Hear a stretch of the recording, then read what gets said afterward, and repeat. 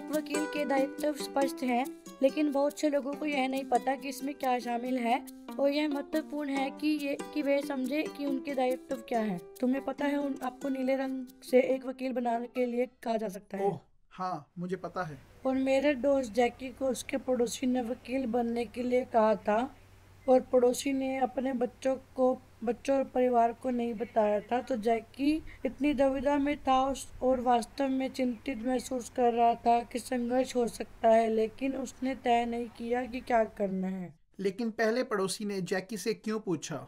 वह उसे 10 साल से जानती है। जैकी बहुत केयरिंग है, वह बहुत मेहनती है, वह बहुत भरोसेमंद है। लेकिन आप जानते हैं, उसे वित्तीय प्रबंध के साथ बहुत सावधान रहना होगा। वास्तव में अच्छे रिकॉर्ड रखना होगा। यह सुनिश्चित करना होगा कि वह अपने पैसों को पड़ोसी के पैसे से अलग रखे, इसलिए उसके खाते में पड़ोसी का कुछ पैसा या ऐसा कुछ भी जमा नहीं हो रहा है। यह वास्तव में उसका मुद्दा नहीं है, वह बेदाग ढंग से ऐसा करेगी। तुम्हें पता है उसे वास्तव में क्या करना चाहिए? कि वह पड़ोसी से बात करे और पड़ोसी को अपने परिवार से बात करने का सुझाव दे। उन्हें बताएं कि उसकी इच्छाएं क्या हैं, और उन्हें यह भी बताएं कि जैकी की भूमिका क्या होने वाली है। यदि पड़ोसी क्षमता खो देता है तो जैकी निर्णय लेने के लिए बाध्य है, जो पड़ोसी अपने लिए करेगा, ना कि वह जो जैकी को लगता है पड़ोसी के लिए सबसे अच्छा है। यह निर्धारित करने में कि पड़ोसी अपने लिए एक निर्णय लेगा। जैकी उन निर्णयों को देख सकता है जो पड़ोसी ने अपने पूरे जीवन में किए हैं, जबकि प्रिंसिपल पावर ऑफ अटर्नी बनाने वाले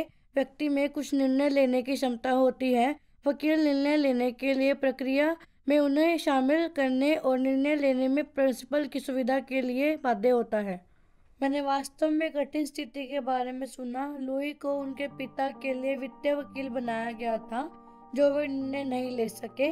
लेकिन अतीत में पिता अपने पोते लुई के बेटे साथ बहुत उदार था, और वह समय समय पर उनका आर्थिक रूप से समर्थन करते थे। उसके पोते की कार खराब हो गई, उसे ठीक करने के लिए पैसों की जरूरत थी, और पिता ने सोचा, देखो, मेरे पिताजी ने हमेशा मेरे बेटे की मदद की है, मैं अभी खाते से कुछ पैसे निकालूंगा और उसे कार ठीक करने के लिए दे दूंगा। लेकिन वास्तव में उसके पास ऐसा करने के लिए अनुमति नहीं थी। लेकिन मैंने सोचा था कि आपने कहा था कि पिता वित्तीय निर्णय लेने में असमर्थ थे और उन्होंने लुई को पावर ऑफ अटर्नी नियुक्त किया था। हाँ, लेकिन इसे वास्तव में मुख्तारनामा में लिखा जाना है। क्या बात है? जब पिता निर्णय लेने में सक्षम था कि वह उपहार देना चाहता था। मुझे यह नहीं पता था।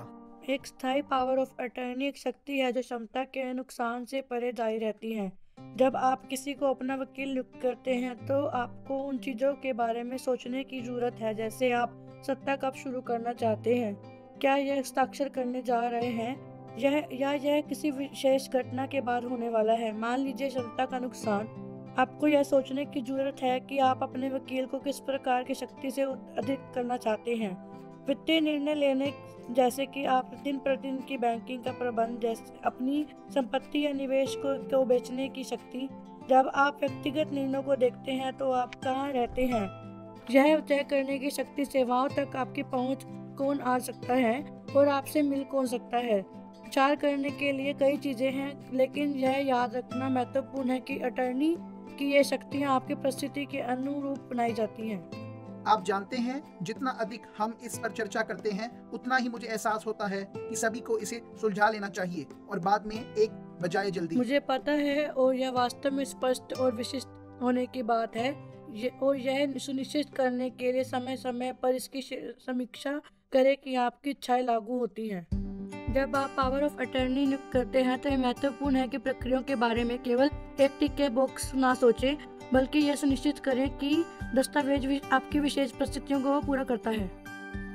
मैं चाहता हूं कि आप बुजुर्ग लोगों के साथ उनकी मुखरता के बारे में बात करते हुए नौकरी पाएं, अधिक मुखर हो और उनके अधिकारों को भी जानें।